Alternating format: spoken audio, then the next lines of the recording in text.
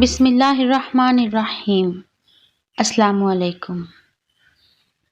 ایک business man نے خواب میں دیکھا کہ ایک شخص اس سے کہہ رہا ہے کہ تمہاری کمپنی کے مین گیٹ کے سامنے جو پھل بیچتا ہے اس کو عمرہ کروا دو۔ نیند سے بیدار ہوا تو اسے خواب اچھی طرح یاد تھا، مگر اس نے وہم جانا اور خواب کو نظر انداز کر دیا۔ 3 دن مسلسل ایک ہی خواب نظر آنے کے بعد وہ شخص امام کے پاس گیا اور اپنا خواب بیان کیا۔ امام صاحب نے کہا، اس شخص سے رابطہ کرو اور اسے عمرہ کروا دو۔ اگلے روز بزنس مین نے ایک ملازم سے اس پھل فروش کا نمبر معلوم کرنے کو کہا۔ بزنس مین نے فوراً اس پر عمل کیا، اس پھل فروش سے رابطہ کیا اور کہا کہ مجھے خواب میں کہا گیا ہے کہ میں تمہیں عمرہ کرواؤں، لہٰذا میں اس نیک کام کی تکمیل کرنا چاہتا ہوں۔ پھل فروش زور سے ہنسا اور کہنے لگا، کیا بات کرتے ہو بھائی، میں تو مدت ہوئی کبھی فرض نماز ادا نہیں کی اور تم کہتے ہو کہ تم مجھے عمرہ کروانا چاہتے ہو۔ بزنس مین اصرار کرنے لگا اور اسے سمجھایا کہ میرے بھائی، میں تمہیں عمرہ کروانا چاہتا ہوں، سارا خرچ میرا ہوگا۔ خاصی بحث کے بعد آدمی اس شرط پر رضامند ہوا، ٹھیک ہے میں تمہارے ساتھ عمرہ کروں گا، مگر میرے تمام اخراجات تمہارے ذمہ ہوں گے۔ وقت مقررہ پر جب وہ ایک دوسرے کو ملے تو بزنس مین نے دیکھا کہ وہ واقعی شکل و صورت سے کوئی اچھا انسان نہیں دکھائی دے رہا تھا۔ اس کے چہرے پر عیاں تھا کہ وہ نماز کم ہی پڑھتا ہے۔ اسے بڑا تعجب ہوا کہ یہ وہی شخص ہے جسے عمرہ کرنے کے لیے خواب میں 3 مرتبہ کہا گیا۔ دونوں مکہ مکرمہ عمرہ کے لیے روانہ ہو گئے۔ میقات پر پہنچے تو غسل کر کے احرام باندھا اور حرم شریف کی طرف روانہ ہوئے۔ انہوں نے بیت اللہ کا طواف کیا، مقام ابراہیم پر 2 رکعت نماز ادا کی، صفا و مروہ کے درمیان سعی کی، اپنے سروں کو منڈوایا اور اس طرح عمرہ مکمل ہو گیا۔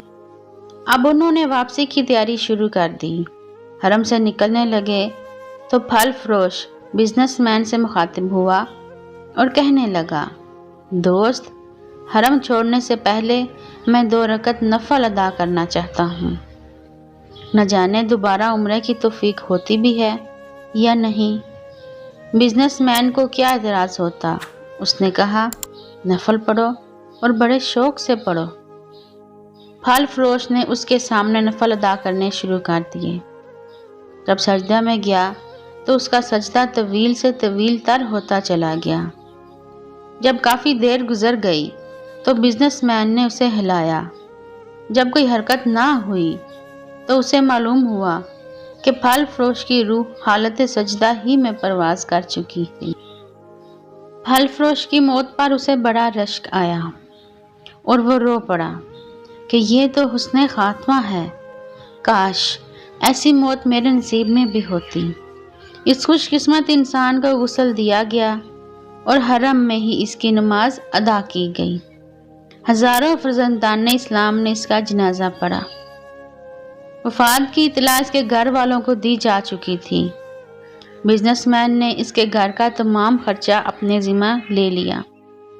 پھل فروش کی بیوی اس سے تعزیت کرنے کے بعد بزنس مین نے کہا، میں جاننا چاہتا ہوں کہ تمہارے شوہر کی ایسی کون سی عادت یا نیکی تھی کہ اس کا انجام اس قدر عمدہ ہوا اور اسے حرم میں سجدہ کی حالت میں موت آئی۔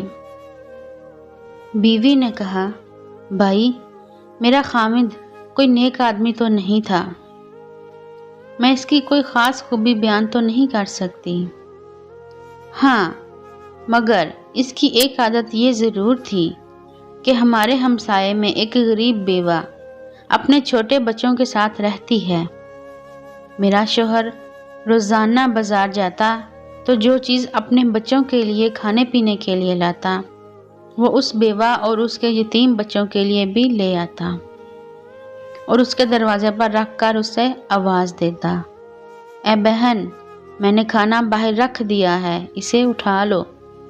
یہ بیوہ عورت کھانا اٹھاتی اور آسمان کی جانب سر اٹھا کر دیکھتی اور کہتی، اے اللہ رب العزت، آج پھر اس نے میرے بھوکے بچوں کو کھانا کھلایا۔